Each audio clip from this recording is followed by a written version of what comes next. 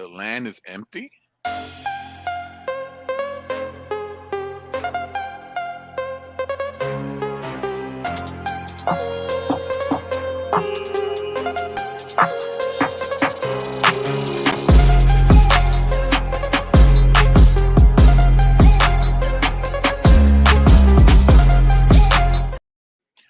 Yeah, what's going on, party people? In the place to be, I go by the name of the BK Apologist, transmitting all the way live. New York is the city, Brooklyn is the borough. What's good? What's popping? Glad that everybody's here. And when I say everybody, I'm talking about N2D2 and entering Adventism only. The millions and millions The of millions. Man, gazillions. but I'm glad you guys are here. If you have not, if you two have not already, like, share, subscribe, please do so now. Please share the link. Please share the link because there's only two of you. Oh, please share the link to B Squad Apologetics. Right. Man, and also if you like how it goes down over here at the BK Apologist, you can show your love via PayPal, or if you'd like to be a monthly supporter of BK, you can become a Patreon where you get an assortment of goodies for your individual Bible study. And with that being said, I see we have some people trickling in. We got CC Fox, we got Tyler Scott in the building. Yeah, guys, we definitely want people in the room tonight. This is a very man, we're just blowing the lid off of some things here that that's really important. And the theme of tonight, right? Before I introduce the panelists,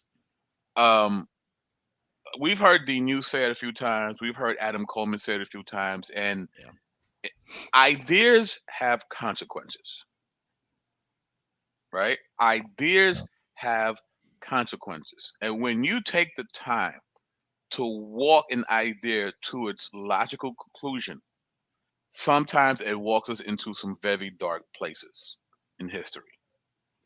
And we're going to be walking into one of those dark places today. Yeah. And, I have my main man, CMB, the ambassador, in the building. What's going on, sir? What's going on, my brother? How you doing tonight? What's good to the party people? And my brother Phil, how you feeling, man? So you're probably wondering, because, usually when you see CMB, you know what's going to happen. Either you're going to get some Bible basics, or we're going to get some, apologetics towards the SDA theology, right? Mm-hmm. But why is Phil here? Right? Phil plays a very integral part of what we're going to be talking about today. And when I say that ideas have consequences, it becomes personal, right? Because we could talk in generalities when it comes to theologies and ideologies, but when you could put a face behind how these ideologies can affect actual people, it brings it home that much more. So, CMB, what exactly are we talking about when we say the land is empty? What does that have to do with SDA theology? We're going to look at prophecy tonight. We're going to look at Revelation chapter 13, and how the SDAs interpret it, and we're going to see if it holds water, biblically and historically. Oh yeah. All right. So, is there any preliminary thoughts, statements you'd like to give before we commence bloodletting? Yes. Okay. So before we do anything else, I need to make sure that if you're not sitting down, that you're sitting down. If you're wearing a wig, make sure it's secured tightly, because it will flip. Okay. And if you drink, you might want to take a sip before you continue on here. I'm just saying, you don't have to, but if you do, it's suggested. It's suggested. Oh man! All right. Well, before we go any further, I want to first acknowledge that I'm coming to you from the land of the Anishinaabe and the Potawatomi, which is modern day Southeast Michigan. Mm-hmm. Shout out to those folks, those peoples, and wanted to honor them as we come. I'm now dwelling in their ancestral land, and I myself am Ma'i Hagadesh. that translates to defeats the enemy. And I am of the Mandan, Hidatsa, and Arikara Nation, better known as the MHA Nation. And let the blood letting begin. Nice. Let's get it. Yes, CMB, I guess we start with you. All right. So if you all good, God bless everyone. I see Answering Adventism. I see Sweet One MCS, and I got to hang out with her on Sunday after church. So God bless you, my dear sister. Awesome. Like, these are real people that we see on online here. Nice. You know what I mean? So God bless you, a beautiful woman of God. Great family. We love you and your spouse, and your husband is a great guy.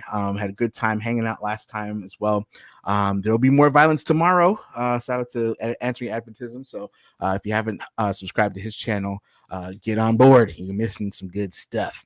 All right. So I will commence by, I think, sharing my screen. I'll do that. All right. So has anyone, as I'm getting prepared here, has anyone ever heard of the Great Controversy before? Put a 1 in the chat if you've heard of the Great Controversy. or you can go to Mr. Phil Fox on YouTube and look up shameless plug. Yeah. Nate, could you put that video in the chat, please? Yes, right. Okay, so and before we get into that, so the Great Controversy, it's not just a book, it is literally a worldview, and it is the thing that makes the Seventh-day Adventism tick. Let me sorry, before I do that. So if you don't see it, you might see it. You can see it on the screen there. It says Great Controversy, American Prophecy.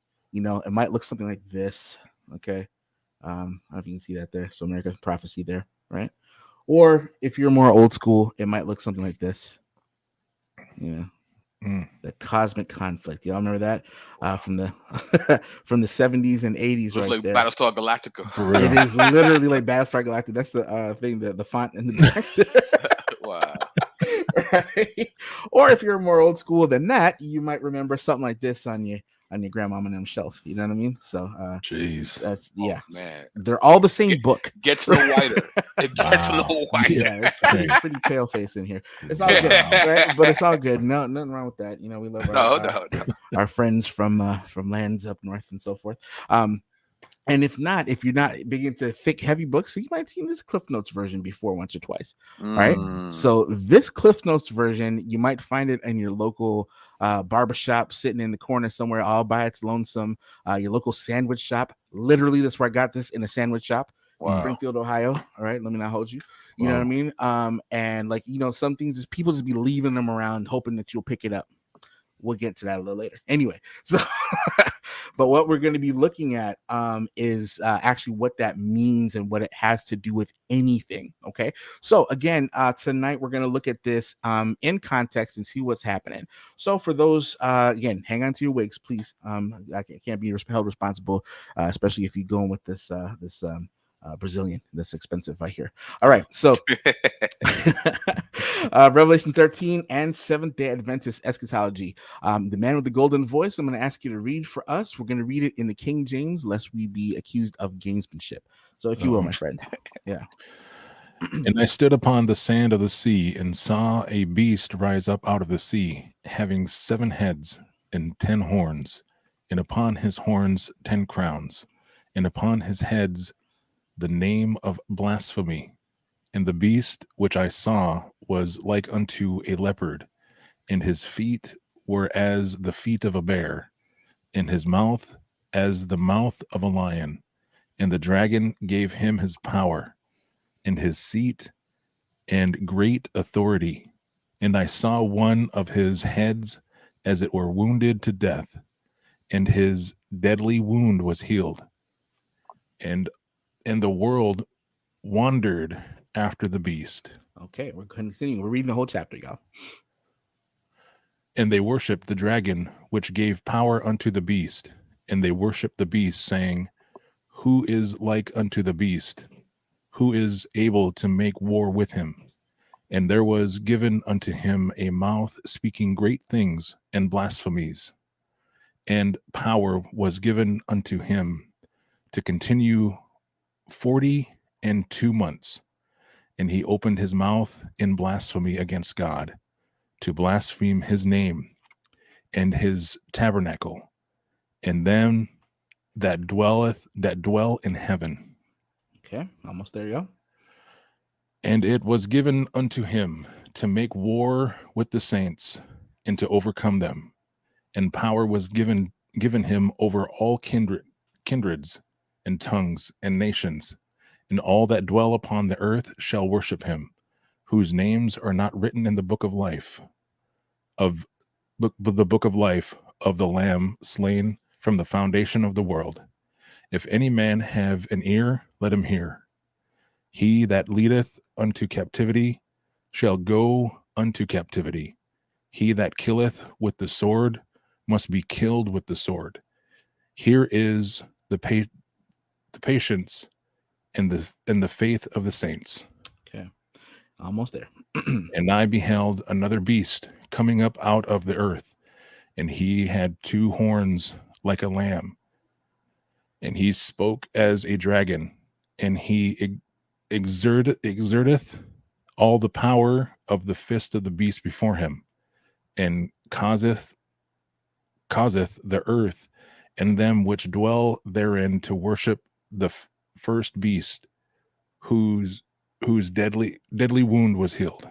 Okay, 2 more slides, guys. There we go.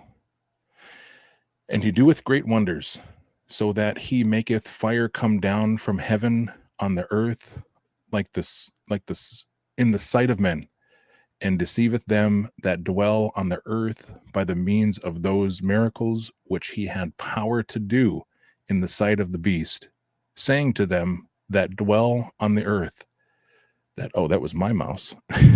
Sorry. I was like, move your mouse, CMB.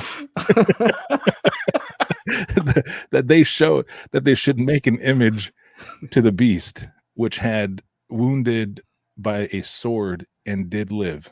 Okay. And he had power to give them life unto the image of the beast, that the image of the beast should both speak and cause that as many as would not worship the image of the beast should be killed. And he causeth all, both small and great, rich and poor, free and bond, to receive a mark in their right hand or in their foreheads, and that no man might buy or sell, save he that had the mark, or the name of the beast, or the number of his name. All right, last slide. I lied. One last slide. Here is wisdom. All right. Let him This is the last one that hath understanding count the number of the beast, for it is the number of a man, and his number is 666. All right, the dreaded 666 passage, if there is such a thing. All right, 666. All right. So let's review. Okay, now we're not going to be trying to identify the beast, the number of the beast, and all this kind of stuff at this point in time. What we're doing is looking at some of the other stuff. I know. Dang. And sorry, Hebrew Israelites, if you kind of listen to the part that said "He that leadeth into captivity." I know y'all got excited about that. We ain't talking about that. Captivity. Right.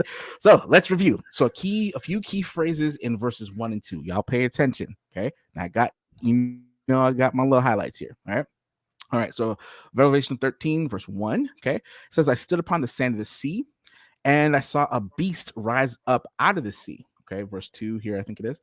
And the dragon gave him his power and his seat and great authority. The question is, what does this mean? All right. So, and like our friend Doug Batchelor always says, you got to go to the source. Okay, no problem, Doug. Let's go. All right. So this is taken from the page at the Minnesota Conference of SDAs. And the article is called America in Prophecy. You can see the website there. All right. It says, what does water represent? Again, prophecy pinpoints a clear answer. Multitudes of people. We know this because in a parallel prophecy, another angel confirmed, quote, the waters which you saw where the harlot sits are peoples, multitudes, nations, and tongues. Revelation 17 and verse 15. Now, I added the emphasis on that. Okay. Now, if you know anything about Seventh-day Adventist, or publications anyway, sometimes when they proof text it, may not always say what they think, what we think it says, right? But let's keep rolling. Real quick, right? So this passage is, I'm reading a passage here from the booklet, The Beast, the Dragon, and the Woman by Joe Cruz. And Joe Cruz is an SDA evangelist radio host, older guy. I think he's dead by now, but he was huge back in the day, probably the 60s to maybe the 80s or something like that. I think he's been dead for a while, but here's what the quote says. Quote, everything in the Bible describes everything in the Bible description of the beast is symbolic. Consider the water, for example, out of which the animal arises. What does it represent? Read the answer in Revelation 17:15. There it is again.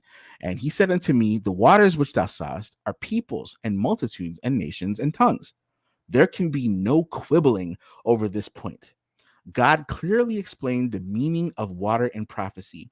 Once the symbol is interpreted in any prophecy, listen to what he's saying, y'all. It's going to come back and bite him in the butt here. Once the symbolism is interpreted in any prophecy, the rule will apply in every other prophecy. Water will always symbolize people in biblical prophetic imagery. That is also from Amazing Facts. That is quoted from this book here, okay? All right. So again, the question is, yes, they proof texted it, but is it biblical? That's the question, right? So what they say, Revelation 17, verse 15. Phil, if you will. And he saith unto me, the waters which thou sawest where the whore sitteth are peoples and multitudes and nations and tongues. Okay, so the answer is yes, that is correct, right? So waters in this particular prophecy, I have to disagree with Joe Cruz. Not every single symbol means every single thing in every single prophecy. We'll see why, okay? All right, now Revelation 13, back to Revelation 13. We're going to read another key passage right here. This one is the second beast, right? He says in verse 11, and I beheld another beast coming up out of the earth. Out of what, everybody? The earth. All right. And he had two horns like a lamb, and he spoke as a dragon. Okay. Now we saw what waters meant, right? Now let's look at this. Rising up out of the earth, as explained by SDA sources. Again, we're going to refer back to Joe Cruz's pamphlet here, also on Amazing Facts website there that you can find with the green. Okay. Same pamphlet. Y'all ready? Here it goes. The second beast would come up, quote, out of the earth. This is in contrast to the first that rose up out of the water. We found in Revelation 17 and verse 15 that water symbolizes peoples and nations. The second beast coming out of the earth would depict a nation rising in some area of the world where there were no previous civilizations and multitudes. I'm going to read that part and read again. The second beast coming out of the earth would depict a nation rising in some area of the world where there were no previous civilizations and multitudes. How many previous civilizations and multitudes, class? None. Okay. No. None. No. Right. So that's what Joe Cruz says, but gotta ask, what does the inspired pen say? Fredo, I'm gonna have you read that for us, brother. Sure. The beast with lamb-like horns was seen, quote, coming up out of the earth. Instead of overthrowing other powers to establish itself, the nation thus represented must arise in territory previously unoccupied and grow up gradually and peacefully.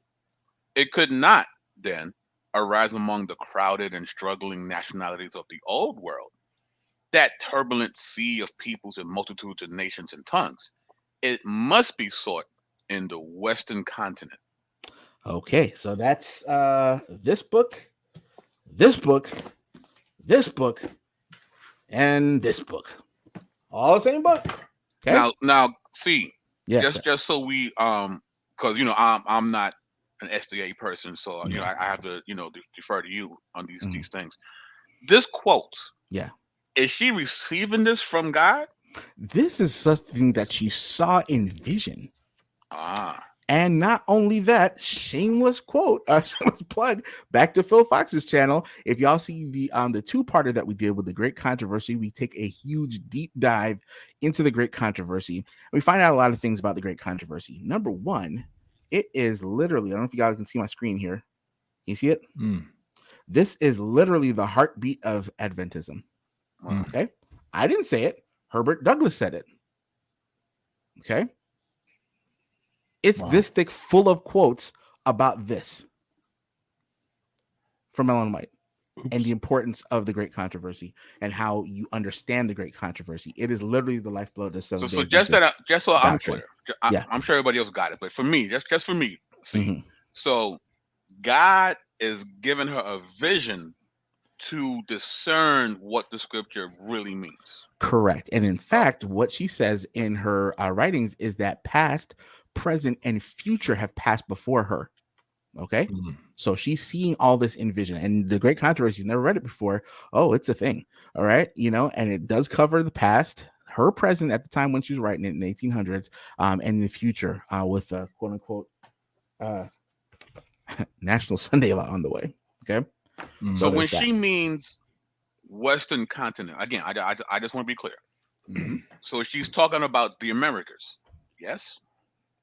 Yep. Specifically. Okay. So God's telling her that this scripture is referring to the Americas. Correct.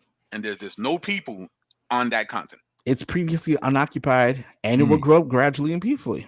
But wait, there's more. Okay. All right. All right. The beast was seen coming up out of the earth, and according to the translators, the word here rendered coming up literally signifies to grow or spring up as a plant. And as we have seen, the nation must arise in a territory previously unoccupied. A prominent writer, this is Ellen White still writing, for when she quotes someone, my goodness. Anyway, a prominent writer described the rise of the United States, speaks of the mystery of her coming forth from vacancy. And says, like a silent seed, we grew into empire. Townsend, in the New World compared with the Old, a European journal, 1850. Well, I'm shocked that she's citing a source. That was wow. That's hey, that was amazing. It's a miracle. Oh my goodness. So now there's no ambiguity. She's specifically talking about the United States. That in Revelation, this place that has no people is specifically the United States of America. Facts. And God has told her so. Amazing facts. Yes. Okay. These are amazing. All right. But here's the question. Is it biblical? No. All right. So, and here's the fun part. This is what, and y'all expect me to say something like that. But look, here's the thing. The church admits this. Dun, dun, dun. There's a pregnant pause here for those at home. All right. Ministry Magazine. Okay. And it's not just a magazine, y'all. This, I'm going to zoom in. It's International Journal for Clergy. You dig? Oh boy. Okay. Boy. So this is specifically an SDA publication for SDA clergy by SDA clergy to disseminate information to the people, or maybe not. So this is an in-house conversation that we're about to look at. Of course, yeah. We'll just pull the curtain back a little bit. Nice. See what the Wizard of Oz looks like, baby. All right, let's go. All right, so this is June 1991, and you can find this online. It's very easy to find. They have most of their stuff archived. You can check it out. And here is the quote from the article, "The Beast from the Earth" by Robert Surridge. All right, and he's a pastor from the South England Conference of Seventh-day Adventists. This article is found on pages 17 to 19, the quotes I'm taking from. All right, BK, I love when you read this stuff here, so I'm going to have you do it again for me, brother. All right. The interpretation that the symbol, quote, "sea" means peoples and nations is soundly based on Revelation 17, verse 15. But our interpretation of the symbol earth is not so soundly based. We have no comparable biblical evidence for this symbol. Rather, our interpretation has been based on what seems to me to be conjecture and assumption. Oh boy. But wait, see, but I thought this came from the inspired pen. Oh, but there's sola scriptura too, you see. So Ah, Bible only, they say. okay. But there's no Wow. biblical evidence for this. Again, I'm not saying it. This dude's saying it, right? Right. Okay, keep going. Same quote. Those propounding the later position say things like, since sea represents peoples and nations, Earth must reasonably be assumed to represent a sparsely settled region. The sea represents peoples and multitudes and nations and tongues. A true picture of Europe. Where the papal beast arose, the earth must represent not a crowded country of diverse nations, but a sparsely populated and isolated area. Well, now it's sparsely populated. Before it was nobody, right? When in, when in closely related prophecies, earth is contrasted with sea, and sea represents vast populations. We perceive that earth represents an area with a very limited population. Okay. See now, okay. Where you from again, BK? I'm from Puerto Rico. Well, Okay. I was born Where? in New York, but my family's from Puerto Rico. Okay, so you're born in where? New York. Okay, New York. Okay, so in New York, you might see something like this from time to time, right? Oh yeah, man. 3 card No, money all yeah. day. Do you play? Never.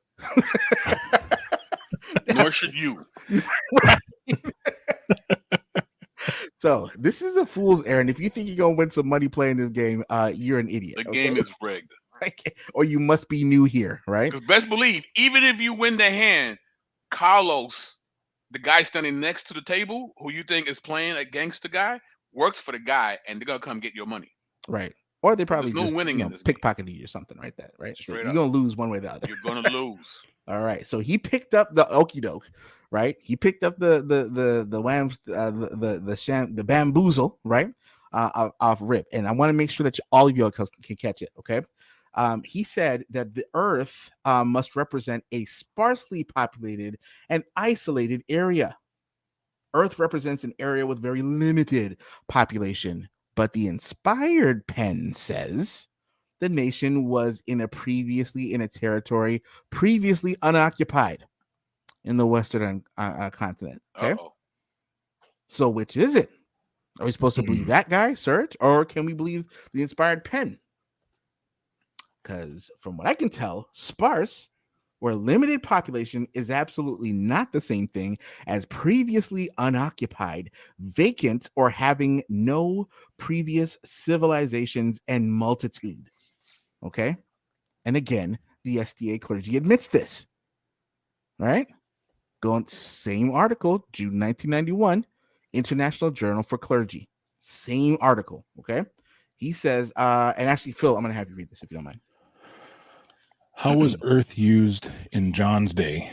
To better understand the terminology and symbolism here, we need to expand our study to include another significant Greek word, ge or gi, which is translated earth, both in Revelation and in other apocalyptic and prophetic writings. Let me stop you right there for a second, real quick. Remember what Joe Cruz said about prophecy. If it's translated one way in one prophecy, it's the same in all of them, right? Okay. Remember he said that. Carry on. Gi or G occurs more than 70 times in Revelation, including 5 times in chapter 13. At least half the occurrences refer to Earth's human inhabitants. Earth's what? Human inhabitants. Earth's what?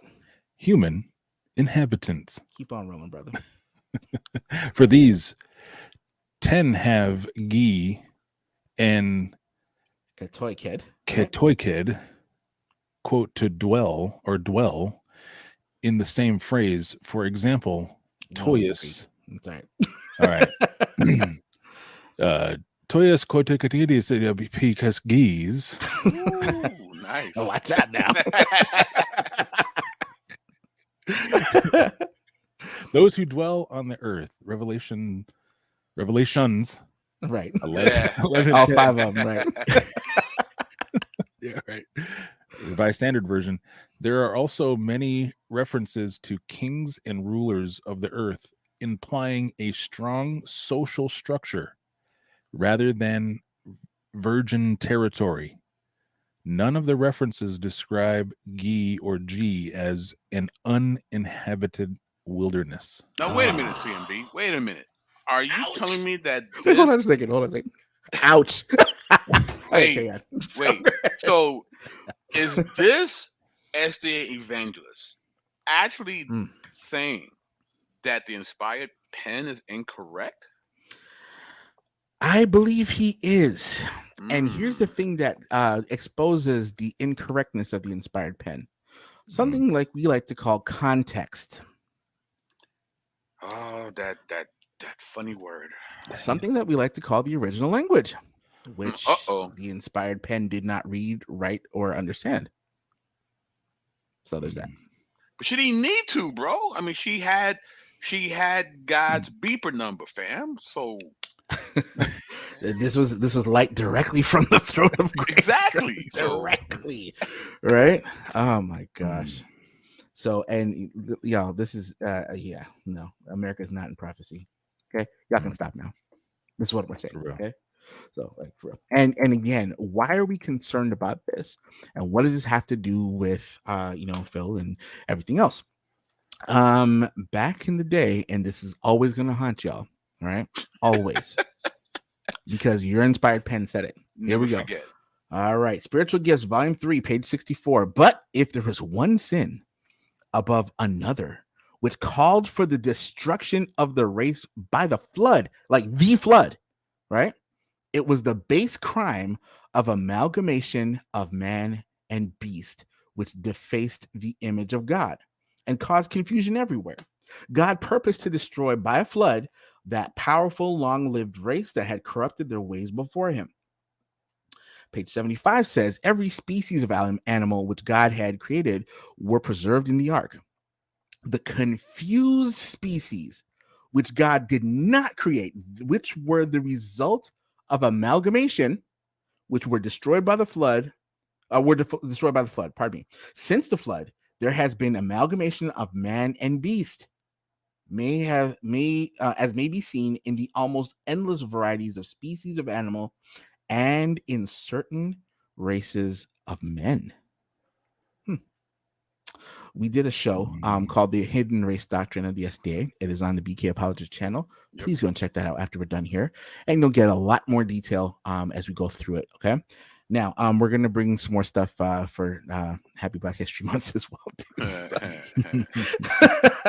Oh, it's going to get so much worse. All right, here we go. So this is part of the Review and Herald, or Advent Review and Sabbath Herald, as it was called back in the day. And this article is from Uriah Smith, The Visions, Objections Answered, from 1866. So even people from Ellen White's lifetime were concerned about some of the things that she was saying, and especially this particular quote, the amalgamation of man and beast. Okay, so we've heard all the defenses for it. They're terrible and they don't hold water. You have to watch the other show because we don't have time to go through all of it here today. We'll show how we broke it all the way down on that show. Okay. And quote, there was amalgamation, or Uriah Smith is trying to be an apologist for Ellen White here, by the way. And he says this, there was amalgamation, and the effect is still visible in certain races of men. Mark, those accepting the animals upon whom the effect of the work are visible are called by the vision men. Now we have supposed that anybody that was called a man was considered a human being. The vision speaks of all these classes as races of men. Pay attention to the red words, y'all. Yet, in the face of this plain declaration, they foolishly assert that the visions teach that some men are not human beings. So he's being an apologist for Ellen's statements here. But does anyone deny the general statement contained in the extract given above? They do not. If they did, they could easily be silenced by a reference to such cases as the wild Bushmen of Africa, some tribes of the Hottentots, and perhaps, wait for it, y'all, the Digger Indians of our own country. Moreover, naturalists affirm that the line of demarcation between the human and animal races is lost in confusion. Did you catch that? The demarcation between the human and animal races is lost in confusion. He says the naturalists say that. But here we go. It is impossible, as they affirm, to tell just where the human begins and the animal, the human ends and the animal begins. Can we suppose that this was so ordained of God in the beginning? Rather, has not sin marred the boundaries of these two kingdoms? Hmm. But, says the objector, Paul says that God hath made of one blood all nations of men to dwell all on the face of the earth. And then they add, what shall we believe, Paul or E.G. White? You need not disbelieve E.G. White in order to believe Paul, for there is no contradiction between them. Paul's language will apply to all classes of men who have, listen, any of the original Adamic blood in their veins. And there are any who have not this. It is not taught by the visions, nor claimed by anyone. And then, 2 paragraphs later, he says this, but what has the ancient sin of amalgamation to do with any race or people at the present time? The fact is mentioned simply to show how soon men relapsed into wickedness and to what a degree. But we are to take all races and peoples as we find them. And here's the fun part. Those who manifest sufficient powers of mind to show that they are moral and accountable beings are, of course, to be esteemed as objects of regard and philanthropic effort. We need to help these poor savages, don't we? We are bound to labor so far Yes. as in our power for the improvement of their mental, moral, and physical condition. Whatever race of men we may take, Bushmen, Hottentots, again, Patagonians, or any class of people, however low they may appear to be in the scale of humanity. Their mental capabilities are in every instance the basis on which we are to work and by which we determine whether they are of moral government or not. All that is to say that they thought that some people were subhuman. And I'm going to show that that was the zeitgeist of the age. Okay. Now, so why would the SDA Church embed the idea of terra nullius, that's empty land, in their eschatology when there were between 50 to 150 million people living here? All right, that's the question. The Digger Indian Stereotype in California by Alan Landberg. This is from Journal of California and Great Basin. You can read the green, okay? And he says this. I just got a few quotes here. Not only was the term digger gloss, but digger was also a curse. The use of it was often served to encapsulate Indians as being treacherous, bloodthirsty, dirty, squalid, lazy, comic, and or pathetic as the time and place dictated, and such portrayals were often accompanied by violence. Page 215.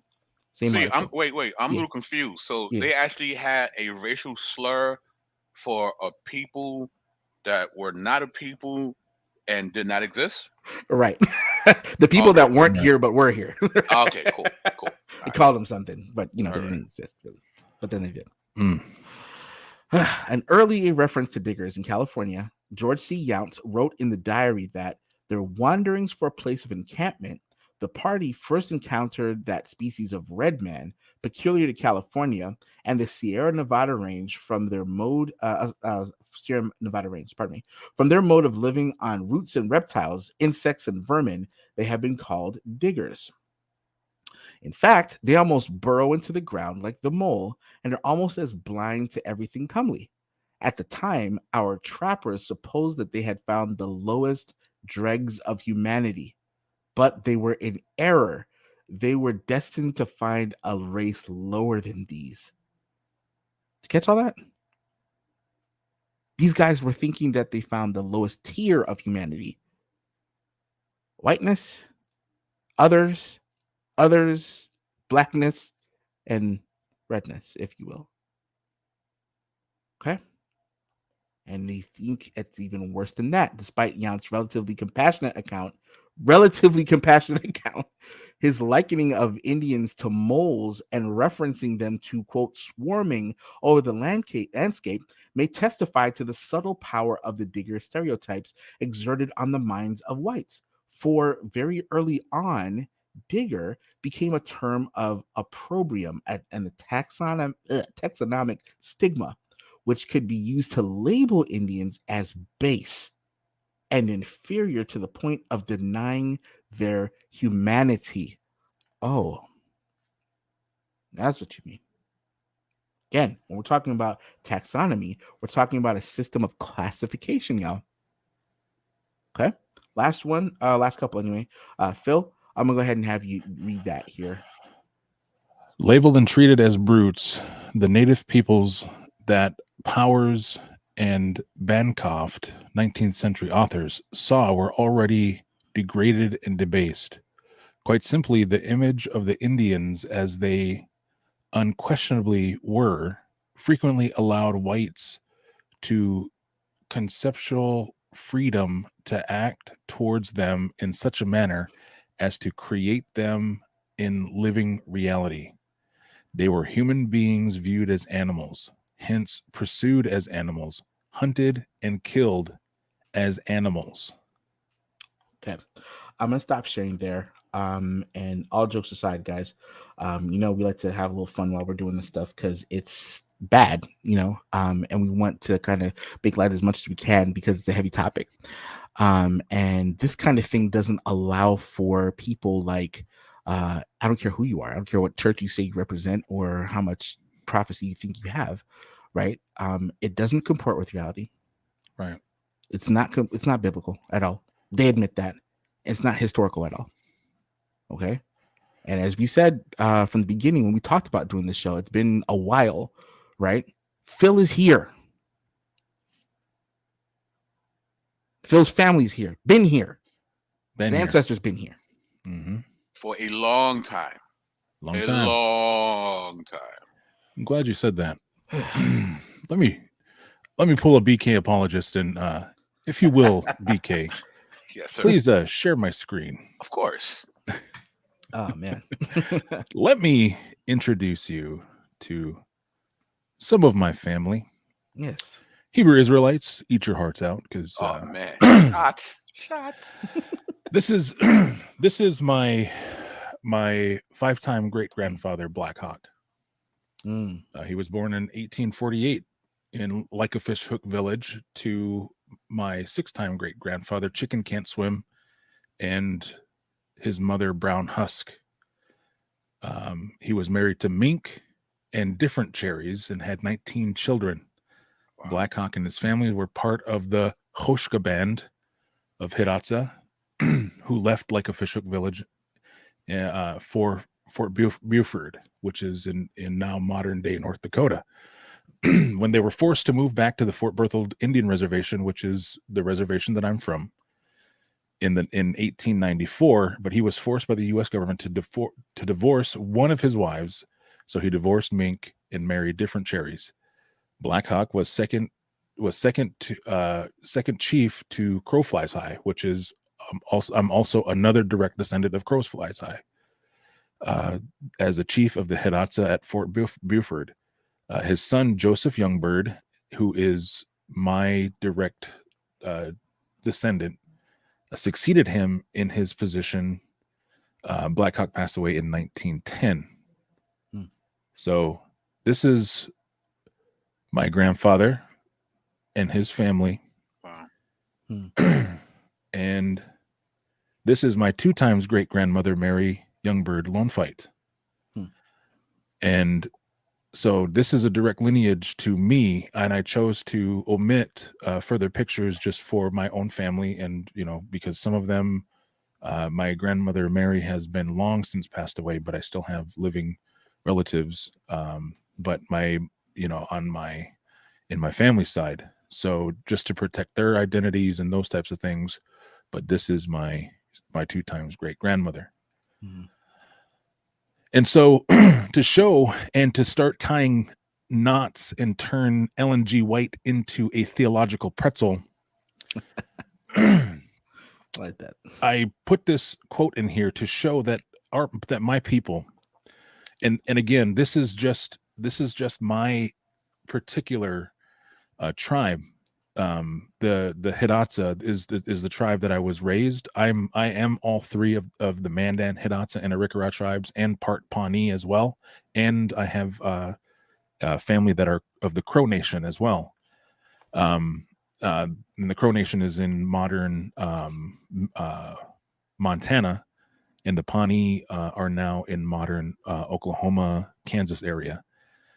And so the Hidatsa highly respected those of the village who had wide relationships with alien bands, because there were several bands of Hidatsa, and also there were other bands of, let's say, the modern, who you would call Sioux, the Sioux people, but they call themselves the Oyate.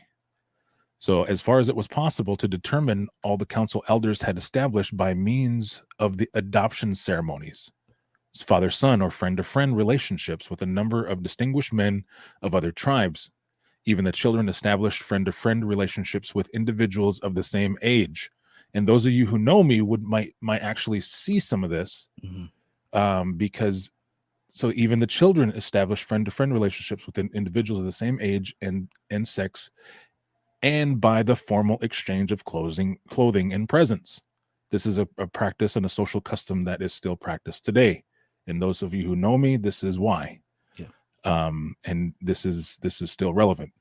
Although women occasionally adopted sons or daughters, their relationships usually were based upon father-son relationships existing between males of their households. Thus, if a woman's brother adopted a, quote, son, she became his father's sister. If her husband did the adopting, she became mother. Nevertheless, the culture provided many extensions of kinship, reaching beyond the limits of the tribe and maturely affecting inter-tribe activities and behaviors. This is out of Hidatsa Social and Ceremony Organizations, page 91. So the reason why I share this is because contrary to what Manifest Destiny and the Doctrine of Discovery show, is that and also in one of these in the book here, it's called it's just plainly called the Hidatsa. You might find it in most libraries, but there's a quote in here that basically says that,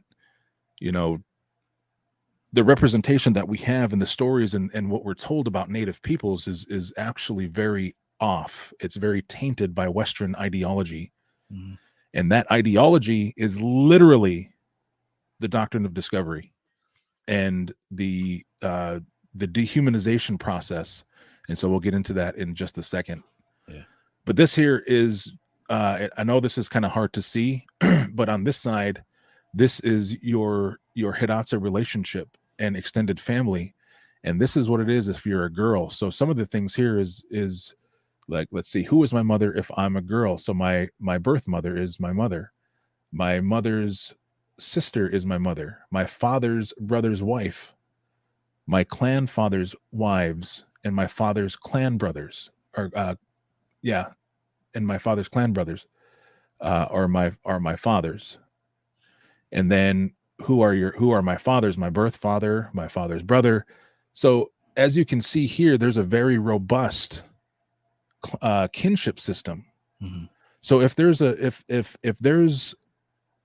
we are mere shells of people who are just simply drones, if you will, soulless drones that are going around, why would we have such robust kinship systems? Why would we have such things that show, and we have these relational things and we have these protocols?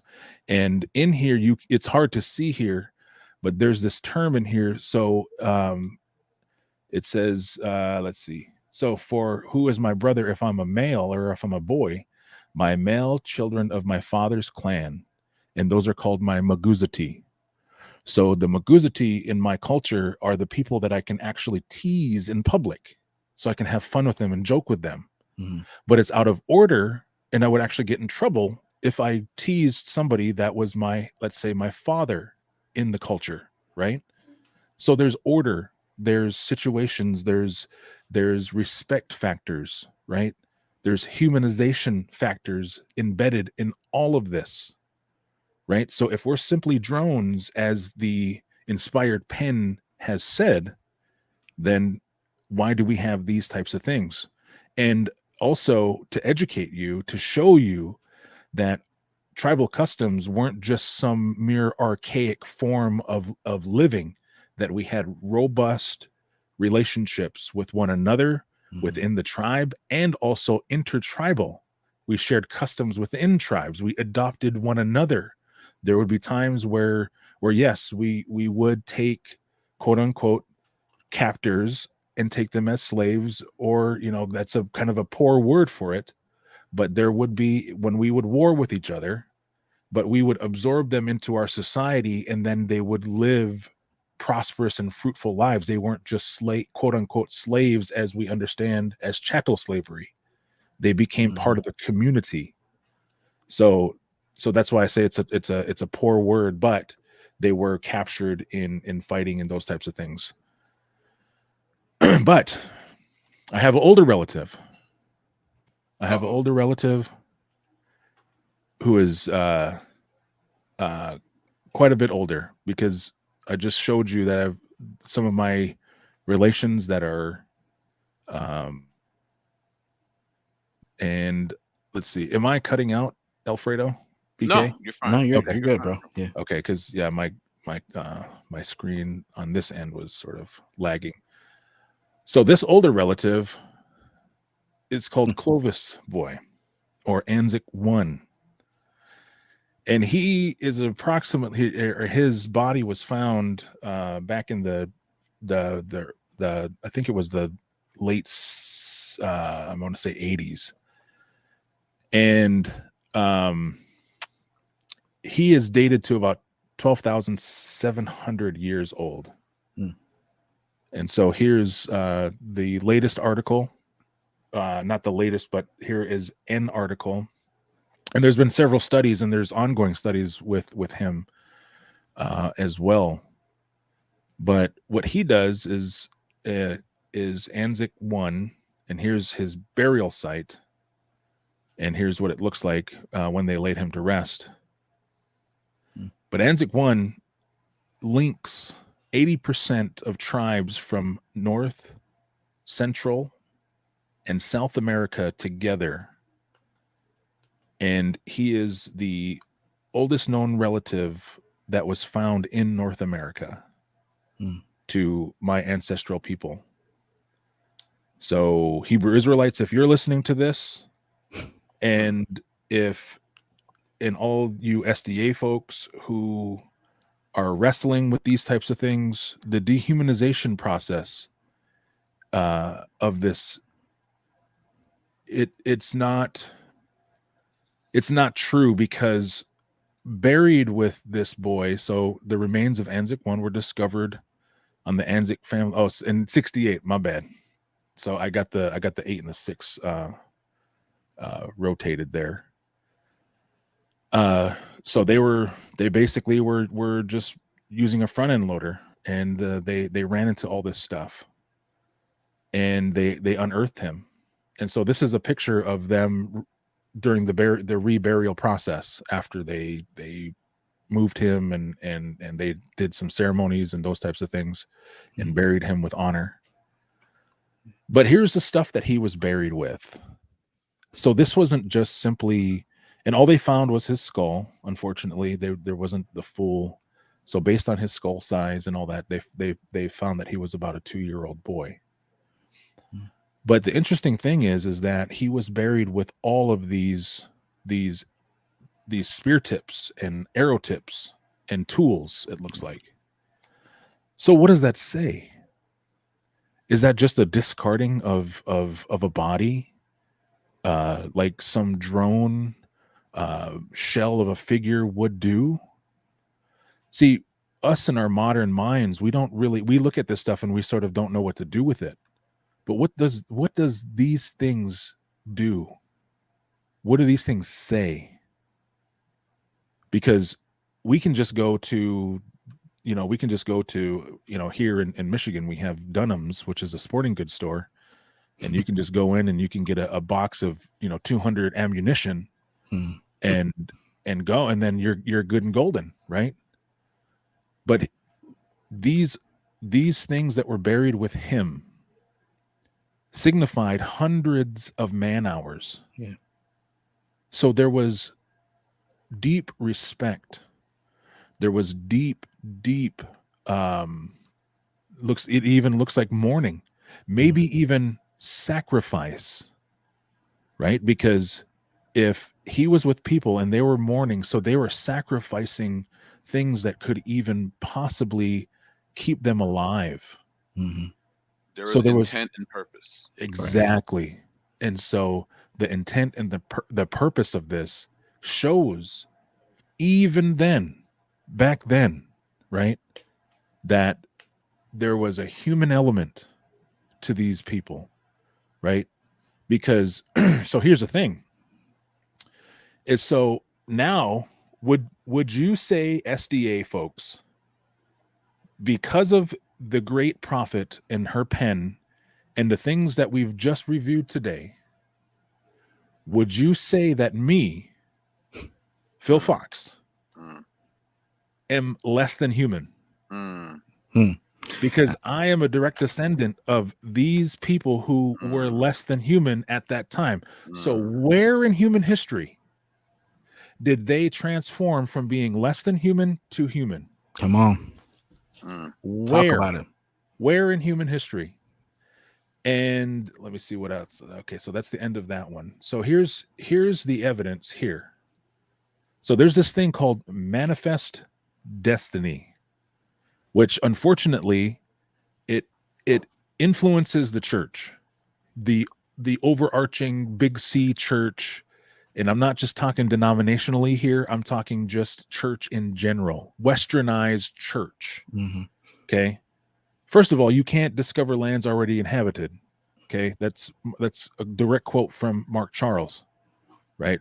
Unsettling Truths. And we might get to that later. But see, so manifest destiny in U.S. history is supposed to be the inevitability of the continued territorial expansion of the boundaries of the United States westward to the Pacific and beyond. Right. So this was literally the ideology. Okay. This comes directly from Britannica. Okay. So this is the ideology. It's the inevitability. Right. So that's the idea. So this was not only a theological or not just a political thing. This was also a theological ideology, right? So it's evident within elements of country, Declaration of Independence, right? And for a more robust on this, because we're just going to do the 30,000 foot view here, but for a deep dive, robust, you can go to my channel. Sorry for the shameless plug, Alfredo, BK apologist. Go for it, bro. Yeah. Go and check it out. The Roots of Racism. I've done 2 shows on it. The Doctrine of Discovery and Manifest Destiny, and we do a deep dive into all these things. So here it is. So this sounds dangerously like the stuff we just looked at, right? Yeah. So he has excited domestic insurrections among us. This is straight out of the direct Declaration of Independence. Right where it's right after it says 30 lines above this, it says we the people, right? We, right? It sounds super inclusive. Until right. Read for a little while. All right. Read for a little while, but it's not very long, but most people have not gone through and read the Declaration of Independence, unfortunately. But here's what it says. So he, the king, this is the United States talking, you, king, have excited domestic insurrections among us and has endeavored to bring the inhabitants of whose land? Our frontiers. Right?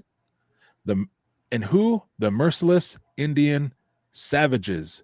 There's the dehumanization language. So it was not only present within the church, it was present within society. Yep. Right? So whose known rule of warfare is undistinguished. There's dehumanization language, right? Destruction, right? That should have been highlighted. But of all ages, sexes, and conditions. So these are all things that are relevant, that are embedded within the ideology of the day. Yeah. Because, like it or not, the church and the United States, although I disagree with the fact that the United States was founded upon Christian principles, but I think that they loosely tried to show that God was, because they had to theologically, that God was manifesting them, God was ordaining them, and there's several other quotes, but here's the ideology, right? We have the bright sunshine. We have a little cabin here, and look, all the lines are up already, and we got railroads coming into the dark, gloomy side where the noble savages, and look, who's running away? The savages and the animals, right? So getting right to the ideology that CMB had already established prior, right? So this is the ideology. It's affecting both the church and it's affecting the American ideology, right? So let's see what else. So here we go. Here's more evidence. The Charter of New England. This is King James, the great King James. You know, y'all love to write King James, but he is also the one who wrote this, right? So God's vestation reigned of wonderful plague, right, amongst the savages, and our British people there heretofore inhabiting in the manner of utter destruction, right? And so this is him basically saying that God had brought a plague here so that way that the inhabitants can die off, so we can have this land. Real quick. So look at this white part in the middle here. So amongst the savages, the brutish people there, heretofore inhabiting in a manner in the utter destruction, devastation, and depopulation of that whole territory, so that there's not left for many leagues there in a manner. Like, listen, how can you depopulate an area that's empty and vacant? Good question. Good question, Colin. I'm like, bro, this gets worse, and this is King James, like, right. A black man, a Hebrew, according to the one Western, right. Yeah. So, oh man, y'all got to revise the 12 tribes chart too, y'all. So, yep, for real. No, yeah. Oh man, this is terrible. So I mean, some of this isn't relevant. All right. So listen, real quick. So just so people can understand the quandary that Miss White is in, right? So the inspired pen, getting her discernment directly from Yahweh himself, says that there's this country, this continent, America, had no one living here. And here we have Phil Fox. Phil Fox just went through 20,000 years of his history. So now, this is what has to happen now. In order for Ellen to be correct in her interpretation, Phil can no longer be human. Right. All right. This man right there. If Ellen is right and you agree with Ellen, then you have to agree that that man there in the blue is not really a man at all. Right. Is that what you're going to tell me? Because we're going to have problems if that's what you're telling me. Right. Straight up and down. Straight up and down. We're going to have a lot of problems. So you got to tell me right now, is Phil a savage still? Or is the inspired pen wrong? Pretzel. That's where we at. Pretzeled up. For real. All right. So this is just right. We have these are rough estimates. CMB was talking Western Hemisphere, I believe, in his estimates. This is just an estimate. This actually was This slide is on loan from Mark Charles. Mark is actually a good friend, so he let me use his slide. So shout out to you, Mark, if you ever get to watch this. So he uses a very conservative 6 million people, right, in the lower 48. Okay, this is what he is using. That's 1500. The year 1500, 6 million. The year 1900, according to the U.S. Census, since they're the authority, right, there's only 237,000 indigenous peoples left, which is a 96.5% genocide rate. That's off the charts, even worse than Nazi Germany. Wow. Rwanda.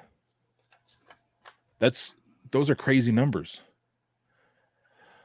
But I want to put Miss White and SDAs as a whole in an even deeper pretzel. Because all this ideology we were just talking about stems from one thing, and that's called the Doctrine of Discovery. Yeah. And the Doctrine of Discovery was established, and it was a legal and theological doctrine, but it was established by the church in Rome. Look who's in bed, guys. Playing footsies. So a papal bull is an official document issued by the Pope and or his offices. Okay. This is the term bull. Okay, you can come back and pause it later. This is what it looked like. Oh, wow. Okay. Yep. So there it is. Boom, bam. Okay. So Pope Nicholas V. Okay. So this, and you can go and look these up. You can go to the diocese, and all this is public information. You can go look at it. 1452. So notice the dates, right? What's the 1492? And Columbus sailed the ocean blue, got lost, and thought he was in India. So was addressed to Alfonso V, right? And it allowed Portugal's attack to conquer and to subjugate the Saracens, or quote the Muslims and pagans, right? So here it is. You can go look at it. The Royal Majesty, right? So here it is in plain, right? The apostolic authority by his edict to invade, conquer, fight, subjugate the Saracens and pagans and all infidels and the enemies of Christ, right? So all of these things. So this is what helped establish manifest destiny, because this is what it did, is it allowed for, and it dehumanized, right? Because the pagans, the Saracens and pagans whatsoever, and the enemies of Christ reduced their persons to perpetual slavery, right? 1493. So 1492, sail the ocean blue, blah, blah, blah. Okay. There was a treaty. Okay. They were in cahoots. They were already separating up land. So here was the original, the next papal bull said, here's how we're going to split it. And then Portugal and Spain said, well, they got together and said, well, we're going to negotiate, since Portugal, you got mainly all of Africa. And boo, we wanted some of the new land too. So they negotiated this green line. And did you ever wonder why Brazil speaks Portuguese, but the rest of Latin America speaks Spanish? Well, this is why. Well, because they were in cahoots with one another. They were making political moves, right, for lands already inhabited. Who does that sound like? So, dun, dun, dun, right? So here we go. So So all of that to get to this. So these are the 10 elements of the discovery. And again, I'll let you go to my video, or you could, there's resources at the end of these slides here that will show, but these are the elements of discovery. So first discovery. All right. So the first European country to, quote, discover the new lands unknown to other Europeans has gained sovereign rights over those lands. Okay. So this is first discover, actual occupancy and current possession. So they had to basically be in those lands or show proof that they were in those lands. So that's why they built forts. Right. They left soldiers behind. It might be a couple of them, maybe 10 or so, but they built these forts all over the lands. So that's why there's all of these Indian reservations have Fort something. So Fort Berthold, that's mine. So they were all by forts because they had to watch over the savages, those unruly savages, right? Preemption and European title, right? The sole right to buy the land from the native peoples. Right. Real quick, if I may jump in, this book here, and it's a kid's book, really, but check it out. Right. This is the one that a lot of the background information. I didn't even use any of the quotes from here, but it is heartbreaking. I shared the quotes with some of the quotes in here with the brothers. Yes, and it's unbelievable. So it goes over the California natives, and it kind of discovers or documents where they would set up missions. So that's what you're looking at here. So they're setting up, forts and leaving garrisons behind. The Spanish put up Spanish missions, which is why in parts of California you have Santa Barbara, San Diego, right? San Francisco, right? All these different things. They're mission sites. All right. So this is a real thing. So carry on, brothers. Yeah, absolutely. Right. So preemption, European title. I'm not going to get into all these Indian title because a lot of this was, legal jargon and all those types of things. Limited tribal limited sovereignty and commercial rights. I forget how to pronounce this word, but it's a technical word. But it basically showed the importance of finding the mouth of a river. So y'all ever hear the Louisiana Purchase? Why that was so vast and so big was because they found the drainage system. And so once you find the mouth of that river, any subsequent drainage that comes out of that river and branches off to another, that's considered part of the land. So you find the mouth of a river that could literally get you hundreds of thousands more acres or miles, however they were dividing the land at that time.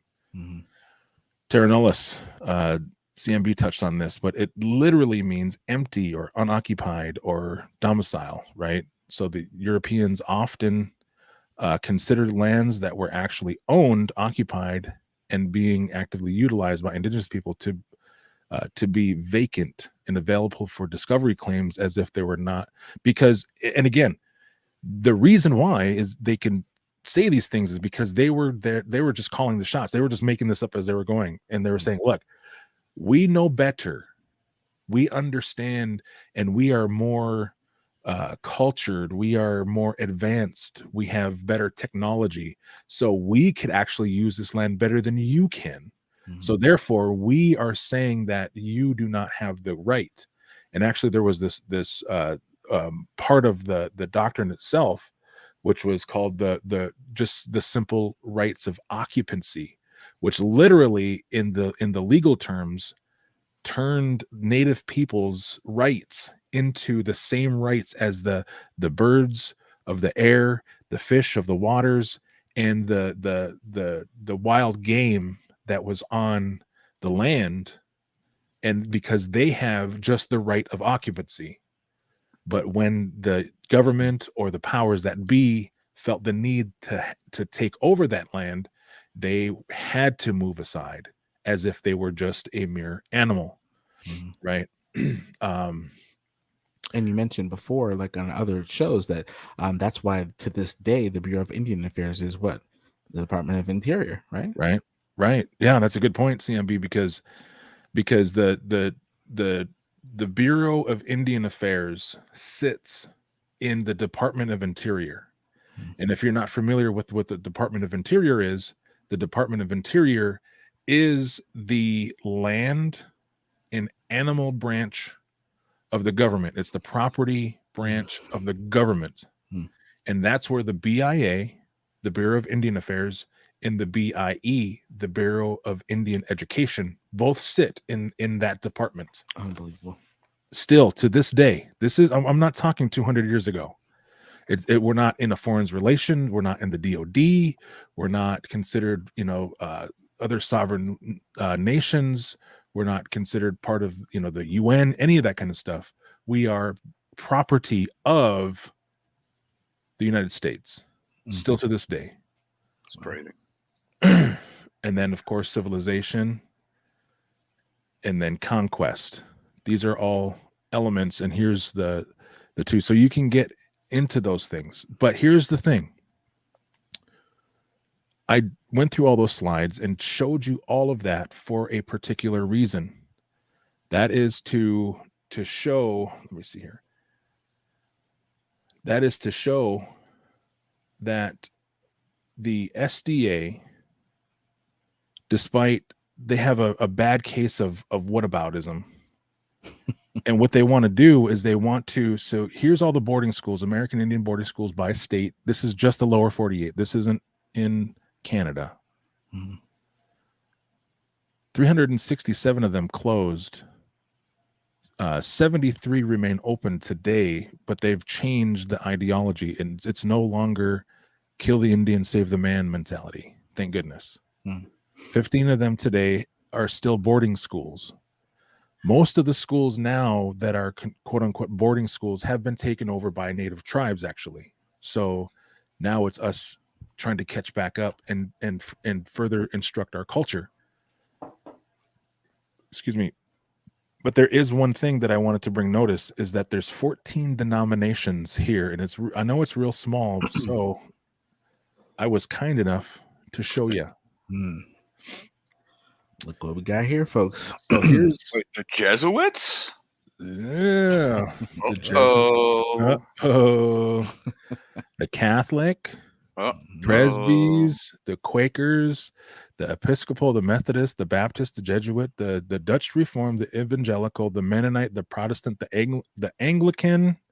Here we go. The Remnant Church, who's supposed to know better, who claims that they are the remnant, the ones who understand and know. The Israel of God.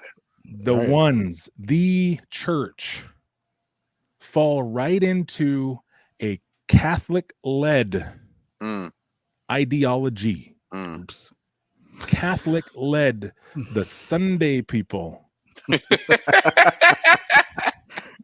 And all you apostate Protestants too. They fell into the trap. They went and marched right in with them, using the papal bulls, using the ideology that was originated by the Catholic Church. Let me say that again. Remnant Church, you who try to separate yourself so hard, you fell into the manifest destiny mentality that was propagated by the Catholic Church, and you therefore have stumbled my people. You had a hand into the genocide, the mass genocide, and the absolute cultural rape of my people. But you are the ones who say that you know better. You are the ones who say you are the remnant church. Now, shame on all the church, the Western church, all together. Shame on all of them. I'm not giving a pass to any other denomination, the Presbys, the Methodists, the Baptists, any of these. I'm not giving them a pass. But what I'm saying is the church that claims to be the ones who are supposed to know, the ones who are supposed to understand, the ones who are supposed to be the leaders, who claim to have the prophet, the one who is the inspired pen. You should know better, but yet you fell right in line with the Catholic Church, who you try to distance yourself from so hard. And all you want to do is point fingers always. Well, what about this or what about that? Well, what about you falling in line with the Catholic Church, Seventh-day Adventists, and the Jesuits? Right and You there. know, the let's Jesuits? talk about the Jesuits. That's right. Now, what you gotta say? Right. I therefore rest my case. Well said, sir. Well said, sir. Oh man. So, Hold on, real quick. yeah. So just this again, this right here, this alleged. It's upside down. It's I upside down. got you, There I you go. got you. All right. Yeah. So this book again is the cliff notes of the Seventh-day Adventist or the Great Controversy. And as we talked about it before, the Great Controversy is literally the lens through which the Seventh-day Adventist Church views Scripture, period. There's no way around that. It's been documented. We've discovered that before. We talked about it before. Shout out to Answering Adventism. We were on with him last week. Thunder and I were on with him last week, Thursday. We're on tomorrow again, tomorrow, which is also Thursday, right? Phil, we went through that how many times on your show? Right. And matter of fact, they tried to copyright strike you, right? Yeah. The first one. So yeah, they don't like that at all. You know what I mean? And here's the truth. And in this book, right? In this book, which is this book, which is all the rest of them, right? In the Great Controversy, right? These guys, they want to tell you that at the end of they identify the Catholic Church, the Roman Catholic Church, as the Great Whore of Babylon, right? They identify the Roman Catholic Church, as the beast, the first beast, in the Book of Revelation here in chapter 13, and America is the second beast. We showed you from their own sources that this does not hold biblical water. We showed you how people of the time viewed indigenous peoples in this very country. We showed you that the SDA Church is falling right in line, and yet in this book, they want to play victim and say, "Oh, they're going to come and get us and kill us because we want to worship on Sabbath." Right. You're not getting a pass on that. Yeah. You're not getting away with that. You're not getting a pass on that. It's time to throw it out. So now the SDA have addressed the Doctrine of Discovery.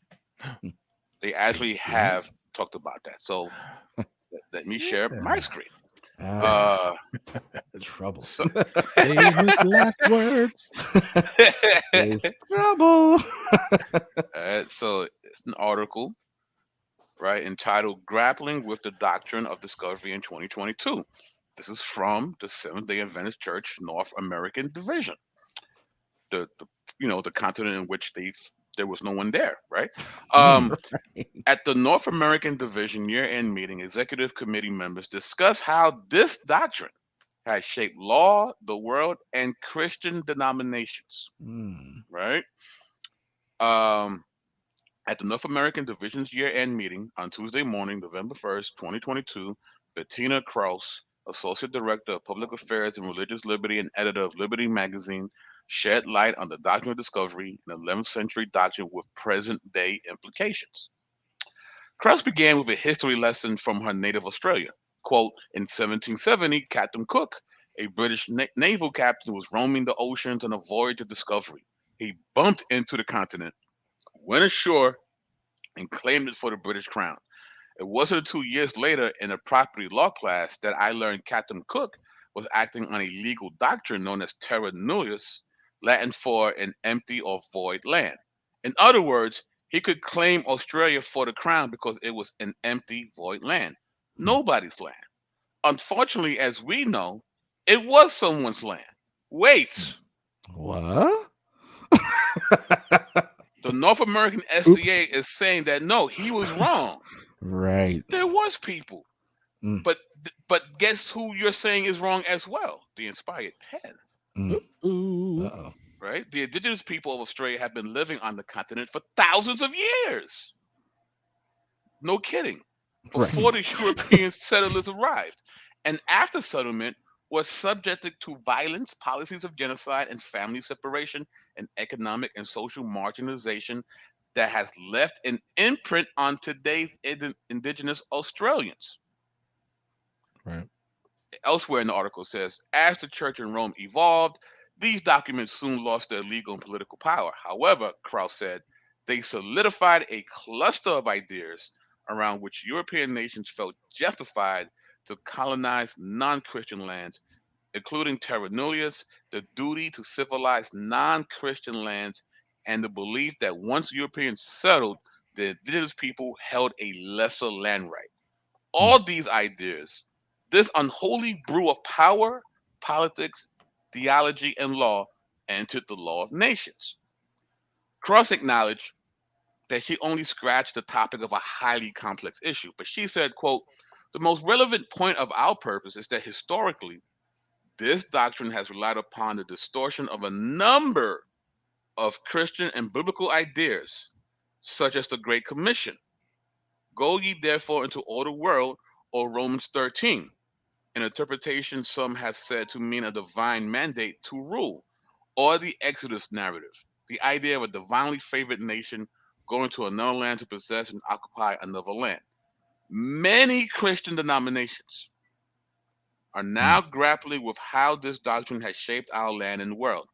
They're also seeking to acknowledge that at times, Good Lord. Christianity itself has been perverted to justify acts of colonization and oppression. Mm. I love the fact that, on one hand, they're the remnant,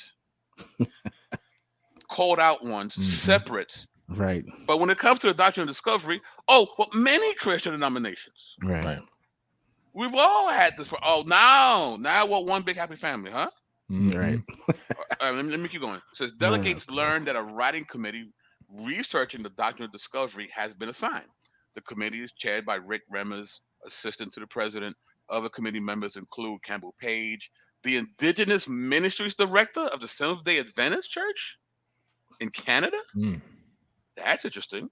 Bettina Cross, Celeste Ryan Blyden, Executive Secretary of the Columbia Union Conference, and Kenneth Denslow, President of the Lake Union Conference. The presentation engendered a discussion and overwhelming support for these next steps. Quote, I hope that when Indigenous people hear and see Adventists, they recognize we are a people who aren't here to take away who they are. We are coming to teach and show the culture of Jesus, which includes everybody, said Madonna Towell, an executive committee member from the Hawaii conference during the discussion. Really? We're not here to take away who you are. We're just not here to acknowledge that you exist. Right. Right. And lastly, he said, speaking to this initiative, G. Alexander Bryant, NAD president, stated, quote, sometimes when you don't have a seat at the table, your voice is not heard. And what we are trying to do is to be a vehicle for this voice to be heard in the church. So Indigenous people know they're part of our family and we are part of theirs. So you have imaginary friends? Unbelievable. Wow. Unbelievable. I want to share a quote real quick. Because for any of this to be correct, and for you to be sincere, you have to now admit that Ellen was wrong. Right. And if she's wrong, that means she didn't hear from God. And if she didn't hear from God, she's not inspired. And it gets worse because their whole entire eschatological worldview hinges on this. Right. Right? Because if America's not in prophecy, and let's just say they're right, that the beast and the whore of Babylon is the Roman Catholic Church. I don't agree with that, but whatever. It doesn't matter. Let's just say that they're right. It still doesn't mean that it was the U.S. as the second beast in Revelation 13. So if all of your other parts with the Sunday law coming and people getting I was plugged for entering Adventism tomorrow, getting shaken in and shaken out of the church at the end of time, right? None of that happens. None of it. And if that doesn't happen, again, all of this stuff regarding Sunday law and the sacredness of the Sabbath and rays of light and all this kind of stuff, all of it goes in the trash. Yeah. Yeah. Unbelievable. And this quote reminded me you know, as we were getting ready for this, and unfortunately, this isn't just a product of this isn't just something that plagues the SDA. This plagues Western Christianity as a whole. But I've seen it a lot because, I mean, you know, I've been in Clubhouse and shout out to brother EJ Thunder, you know, and CMB, because, you know, their work, the stuff that they're putting in, and the work that they're putting in is absolutely crucial, because there's a ton of this. Let me pick and choose what fits my narrative and then try to dodge, right? And so that's why it reminded me of this, because this is unfortunately what the church likes to do. And in Coyote Warrior, a book, actually, this is talking about a guy from my tribe. And this quote is from Plenty Coos. He says, we saw the white man did not take his religion any more seriously than he did his laws, and that he kept both of them just behind him like helpers, or like that can also be interpreted as dogs. Let that sink in, because for us helpers, right, one of our main helpers in the plains was not horses. Prior to horses, we used dogs and these devices called travoises. And so they would be little, they almost look like a teepee, but what they would do is they would cast a little net behind this V looking thing, and they would attach that to the dog, and then that's how they'd carry goods. So it was a helper to be used, so behind him like helpers, to use when they might do him good. These were not our ways. We kept the laws we made and lived our religion. We never understood the white man who fooled no one but himself. Plenty Coos, who's of the Crow Nation. So there's this plagues this idea, and this whataboutism plagues SDAs, plagues any cult group, because it's just woven within the fabric. It's woven within the fabric because they can't stand biblically. They can't stand because they're not relying on biblical principles. Any of the other world religions who claim Islam, right? Islam, look at Islam. They don't stand on their holy book. They don't get their theology from their holy book. They don't get it from the Quran. They get it from the Hadith. Yep. Right? The Mormons, they don't get their doctrine from the Bible. They get it from the Pearl of Great Price, the Doctrines and Covenants. Right? Those are their traditional books. You know, same thing with the Jehovah's Witness. They get their stuff from the Watchtower. SDAs, their main theology, right? They might sound Christianese, they can speak Christianese, but guess what? Their theology and their core doctrines are coming from outside sources that are not of Scripture. Beware if you have to read the Bible and this. Right? If it's mandated, it's mandated, right? You got to read the Watchtower Society. You got to read the Book of Mormon and the Pearl of Great Price. They even package they call it the quad in the Mormon circles. It's the King James Bible. It's the Pearl of Great Price. It's the Doctrine and Covenants, and it's the I can't remember what the other one is, but it's all four of their quote unquote canon, and so it's all bound in one. And J-Dubs, the Jehovah's Witnesses, I mean, they got a whole entire website that you got to go to, right? And same thing, the you know, Islam, and so I mean, again, like, to not to belabor the point, but don't use your Christianity, don't weaponize your Christianity to just simply beat up people or whatever. Like that's a hard thing to do, especially when we're in apologetics, right? Because we get into the arming thing. We want to have arrows in the quiver, and we want to just beat people up, right? But that's not the point of what we're doing. We're trying to call people out and show and expose areas of inconsistency.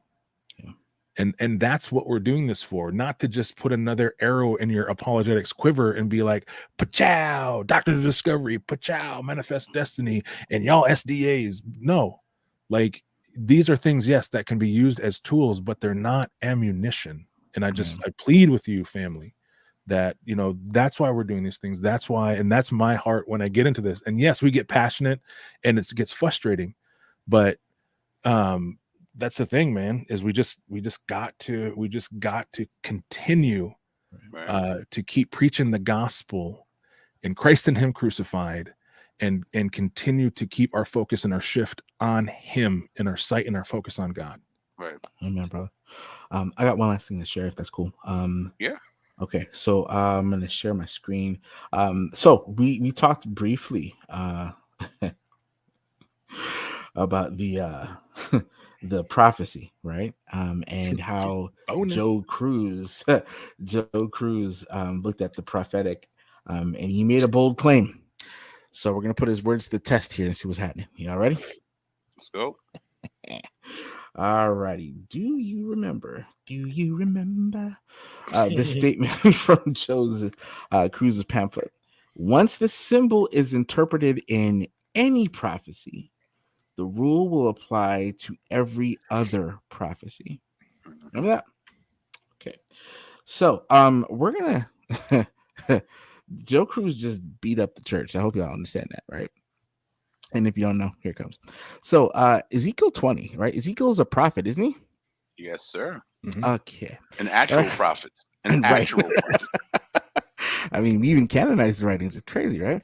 So Ezekiel chapter 16, verses 25 to 30 says this: at every street corner you built your lofty shrines and degraded your beauty, talking about Israel. Spread your legs with increasing promiscuity to anyone who passed by. You engaged in what? Prostitution with the Egyptians. Your neighbors with large genitals and aroused my anger with your increasing promiscuity. So I stretched out my hand against you and reduced your territory. I gave you over to the greed of your enemies, the daughters of the Philistines, who were shocked by your lewd conduct. And you engaged in prostitution with the Assyrians too, because you were insatiable. And even after that, you still were not satisfied. And you increased your promiscuity to include Babylonia, a land of merchants. But even with this, you were not satisfied. I'm filled with fury against you, declares the sovereign Lord. Because when you do all these things, acting like a brazen prostitute. All right. Now, prostitution. Okay. Big symbol. Okay. Talking about Israel. Right? By Joe Cruz's own logic, once the symbol is interpreted in any prophecy, the rule will apply in every other prophecy. So the harlot of Babylon 17, riding on the scarlet beast, can only be identified as Israel.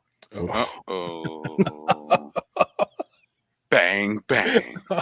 That's bad. Man down. That's my last shot. Thank you, everybody. Thank you, everybody. Good night. Grand opening, grand closing. Right. But listen, man. So as we said in the beginning of the program tonight, ideas have consequences. Yeah, they do. Okay?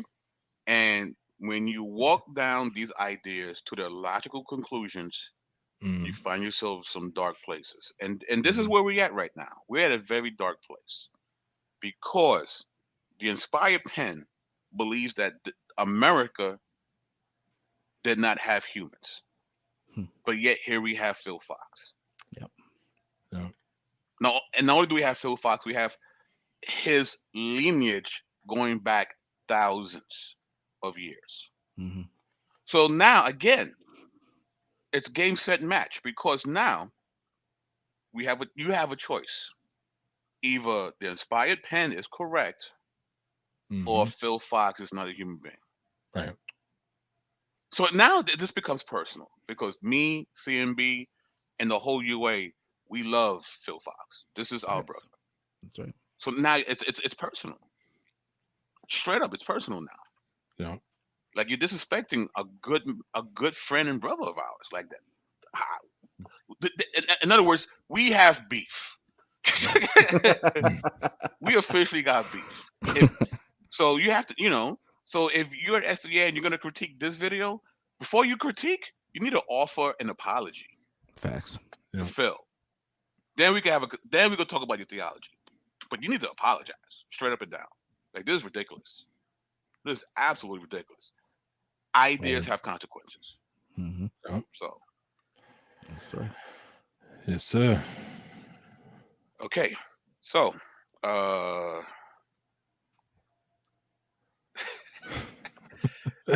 about to throw some hands.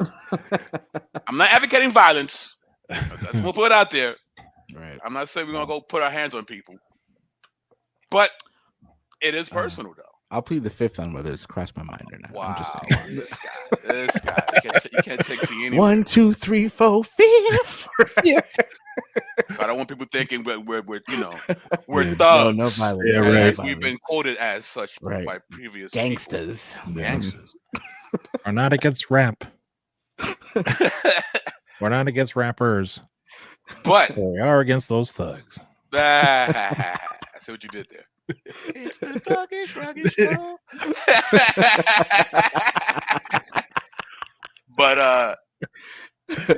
But you see what I'm saying though? You see what happens when we walk it out? Yeah.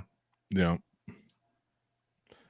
marginalized a living human being. Well, I mean, not even just that. I mean, you've marginalized, dehumanized an entire people group that are still alive today. Right. I mean, indigenous people, we still are fighting, fam. With the exception of the Fighting Irish, we are still the only people group that are mascots. Our tribal customs. And that's now, yes, if it was about, and I'm not trying to make this a political thing, but I mean, these are the types of battles that we have to fight on a daily basis, because the thing is we are so dehumanized that people think we're just gone. But think about that. Think about the mascots that are there. They're either mythological animals or they're peoples of yesteryear, right? They're civilizations of the past. So what is that telling us, right? Because sure, there is a Fighting Irish, or there might be some, but there's a multitude of sports teams that are native based. And yes, I'm not just saying a blanket statement. And there are some people that do it right. The Florida Seminoles, they actually pay for that name, and they're pouring in. The Seminole people get to go to the college for free, and they get stipends and these types of things. So yes, there are some people that are doing it right. But when people are going to the games, they're wearing war bonnets, they're wearing war paint, they're wearing all of this stuff, and they're making a mockery of our culture and the symbolism. And for us, like something like war paint, that is something that is earned. That isn't just something a warrior decides to throw on. No, a warrior can't just decide to throw war paint on. He can't just say, "Oh, you know what? Today I'm going to wear, a design on my face." No, that has to be earned or given. To wear feathers has to be earned or given. You have to be in a place of honor to have even own feathers. And so those types of things. So people that are going to games and saying, "Oh, it's no big deal. Come on, you Indians, lighten up," and all this kind of stuff. No, you don't understand. Right. And that shows. So the dehumanization process is something that we still fight today, as simple as it may sound, and as uptight as we might sound as people who are talking about mascots. These are the things that we're talking about. So sure, yes, is it sort of flattering that we have, but that we have these teams that are honoring some of these, like the Illini of Illinois and stuff like that, but the majority are drunk, foolish beep holes that are in the stands acting absolutely foolish with our traditional wear. And you have the gall to say, oh, but we're honoring you by dressing up like you. No, you are foolish if you think that.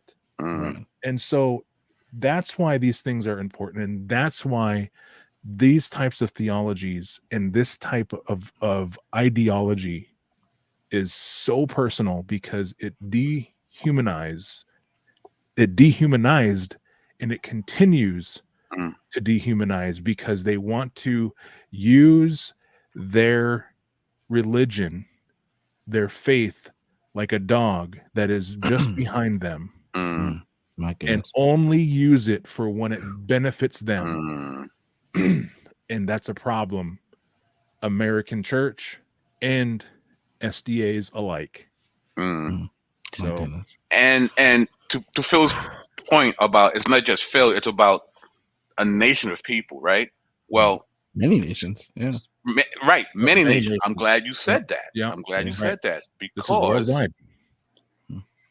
Let's look at the Californian Indian pre-contact tribal territories. And I know that's small. Let's blow it up a little bit. Let's look at some of these territories. Look, none of these people are humans. How about here? How about down here? Any humans here? How about here? Can we find at least one human there somewhere? Maybe in the foothills. Maybe. But it's not just the West, Northeast. Right? Let's look at that. Here, Chippewa. Ottawa. Alfredo. Yes, sir. Here, show my screen here real quick. All right, let's go. It's right to your point. Yeah. Look at this. Yeah. This is native-land.ca. So I would suggest, like, if you want to pay homage to the indigenous lands that you are currently on, this is a good website. Because these are the actual tribes of Down Under. So you can go to Wawo. Wawo. Love you, sis. But this initiative is starting to do so. Look at, here we go. Look at this. Look at that. I see a lot of names. And this is, look, this isn't, these are overlapping lands. Look at that. Look at how, but not only that, look, this isn't just touch the US. Come with me. Walk with me, fam. Look at this. Wow. Look at the Yucatan. Look at Central America. But the land was empty. It was empty, right? Look at this. It was empty of your false doctrine until you showed up. That's what it was empty. Right. And here's my brothers right here. That's right. The Taino and the Arawak. That's right. Yes, sir. Yes, sir. Right. But look at this. South America even. So these are what you're dehumanizing. I hope that puts it in perspective for y'all. This is what you're dehumanizing. All of the thousands of years, the struggle, the richness in culture, because the little blip that you got of just my ancestry and just how that's just the pinky toe dip of the richness of my own cultural heritage. But yet y'all want to try to dehumanize all of these people that are in here. Look at this. Look at all those names. Just by the inspired pen, because she sold out to the Doctrine of Discovery, because she sold out to Manifest Destiny, because that was to the Catholics, right?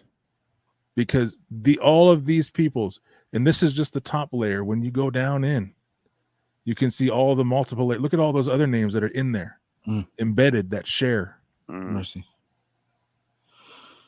So that's who you're dehumanizing. This is an empty land. This is land that was empty. My goodness. And once again, you have a quandary to deal with. Either all those people weren't people, or the inspired pen had no ink. You got to decide. You got to decide. You can't play the fence on this one. No. You just can't. Which one is it? So. And if she was wrong, when did we become human? Right. So yeah. Yeah. So that's what we want to share this evening. I think it's devastating. I think it really puts adherents of SDA theology, it puts them in the corner, and you're gonna have to make some hard decisions now. Yeah. At the end of the day, and here's my appeal. At the end of the day, it's this. It's trusting God or not. Right? It's taking God at his word or it's not. And we know the history of the Seventh-day Adventist Church. We know what it came out of. We know about the quote unquote great disappointment. But at the end of the day, it's a matter of faith. Do you trust God and take him at his word, or do you want to develop conspiracy theories based on the fact that you missed the boat when you were date setting? It's very simple. Is Christ the dividing line? Whether we are submitted to him as Lord, as King, and acknowledging him as our creator daily in everything that we do, not just on Saturdays or Sabbath or whatever.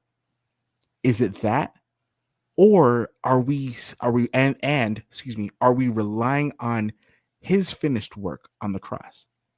Are we relying on his blood and his righteousness? Or are we concerned about the National Sunday Law, where we have to run into those lands that belong to other people, where it was not empty, where you have to put your Pathfinder skills to the test?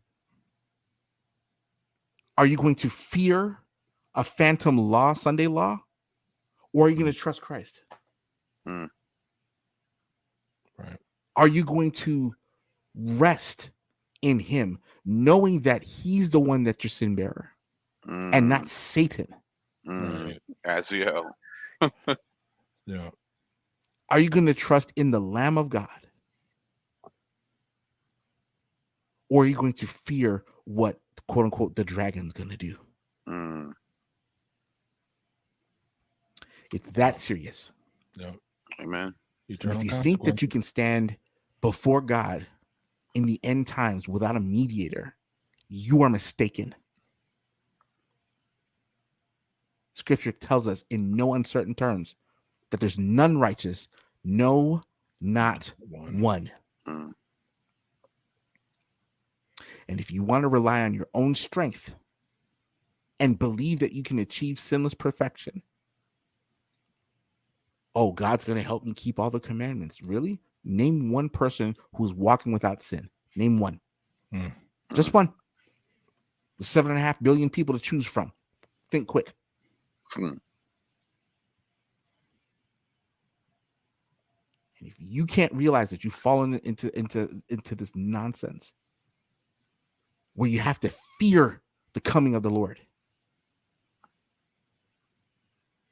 where you listen to some of these crazy people out here on different platforms, on YouTube, on social media, various kinds, in person, I don't care where you see them at. The Sunday law is coming, Sunday law update. And you're literally concerned with what the Pope's doing. Who cares? Right. He can do whatever he wants to do.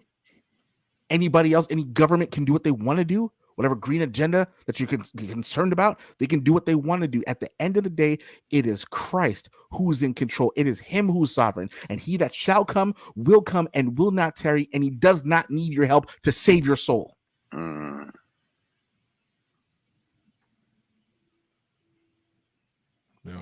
Amen. Here's the gospel, guys.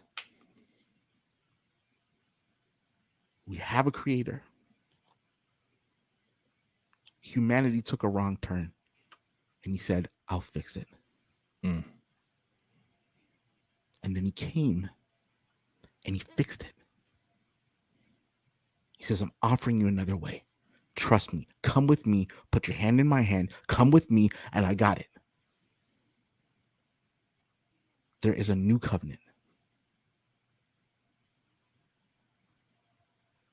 I'm asking and praying that all of you will go back to your Bibles and read it again. Put aside the thing that you say you don't need. Ellen White said we don't need it. Well, why are you worried about it? Put it aside. Start in the Gospels if you have to, wherever you need. I'd recommend Mark. Start there. All right. I'd say start in Galatians. Start in Romans. Read the book of Hebrews with us. And let God open your eyes. Perfect love casts out fear. The last thing I'm going to say. And if you're afraid of the Sunday law, if you're afraid that you're not going to make it when Christ finally comes, if you're afraid that your grandma or your brother or your mom or your dad is dying and you don't know if they're going to make it, then you have not placed your trust in Christ Jesus. Please, guys. Amen. Amen. So, Phil, I will let for you to have the last word, since this particular idea directly affects you and your people. So I would love to hear your final thoughts on this. Yeah. I mean, echo what CMB said, and someone earlier in the chat, I know they deleted it, but they asked, are you is this a colonized Indian? And whether they were joking or not, I mean, it's not affecting me, but but like colonized, uncolonized, whatever, the thing is for some reason we have gotten away from biblical ethics and biblical principles, and these ideologies are direct results of that. So somewhere we went from turn the other cheek and forgive 70 times 70 to now all of a sudden we're putting kids through boarding schools and calling them diggers, natives. And we're trying to kill their culture. We're trying to kill everything about them to turn them European in their ideology, and then brainwash them into Seventh-day Adventism. And we've talked about that, the greater overarching church, but I mean this particular situation with the SDAs and how they try to separate it, it's something that we need to start being honest with the information that you get, instead of just trying to put it away or pack it away because you have been indoctrinated. And I understand it's easy to do because I did that for a lot of years, being indoctrinated in a certain vein of Christianity.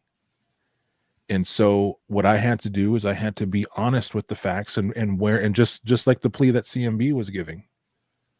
You have to be willing to be open to take that leap of faith, because if you just continue, then you're making the same mistakes, and these have real life consequences. These have real life repercussions. Just like Alfredo said, we started the show. Ideas have consequences. What are the consequences? What are some of the consequences? Some of the consequences is that my people still live, because of this ideology. Some of my people still live in some of the grossest poverty in this country. Reservations were designed for death. They were not designed for prosper.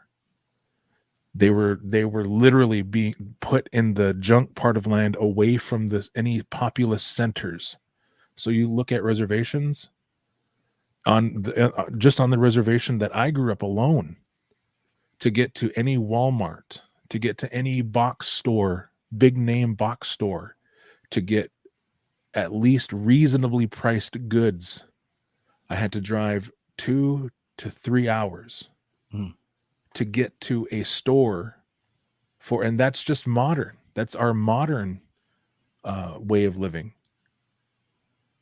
But these reservations were put away from populous centers, so that way the country, the people didn't have to deal with them. And then the church sees that opportunity to boost their numbers, because this was an easy way for them to get more people to pour money into their church. In the Seventh-day Advent, as we've seen the evidence, it might not have had been the largest group, but they were still involved. And the point is that if this is the remnant church, why are they following suit? Why are they following the guides of those that they try to distance themselves so far away from? So you have to be honest with yourself and ask yourself, if this is the remnant church, why are they not leading the way? And why did they not lead the way into reconciliation of these people? Why did they just simply follow suit in saying, because as we can see, this was the ideology of the day.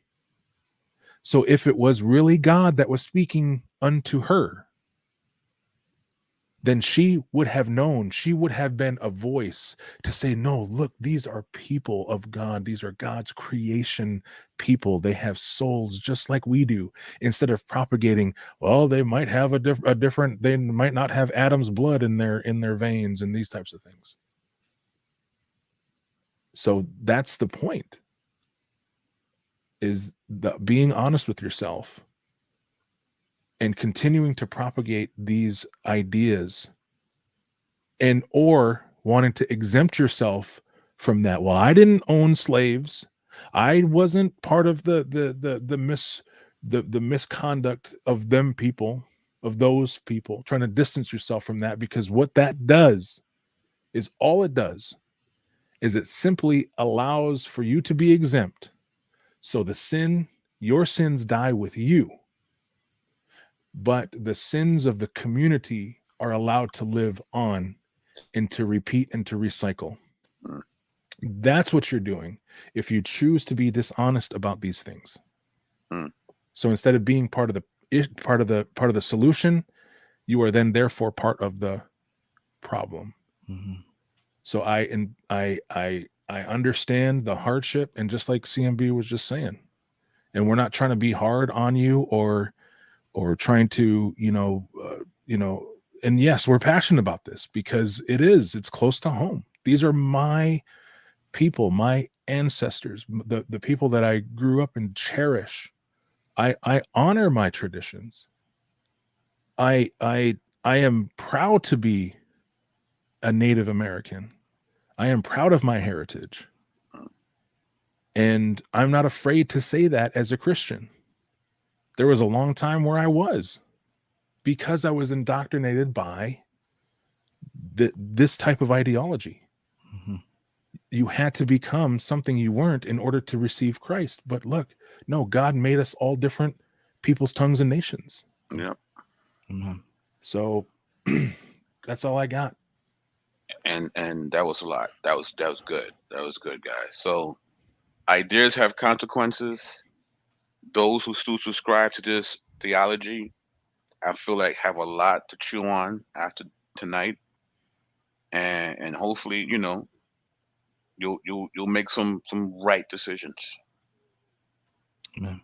So with that being said, CMB, the real American, Phil Fox, and BK signing off. Peace.